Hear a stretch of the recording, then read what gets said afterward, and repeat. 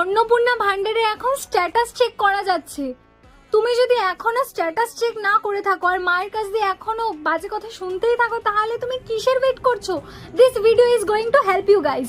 তো ফার্স্টেই তুমি এই লিঙ্কটাতে যাবে, গিয়ে নিজের ফোন নাম্বার, যেই ফোন নাম্বারটা দিয়ে তুমি অন্নপূর্ণা ভান্ডারের ফর্মটা ফিল আপ করেছিলে, নাম্বারটা দেবে, ক্যাপচারটা দেবে আর তোমার ডিস্ট্রিক্টটা দেবে।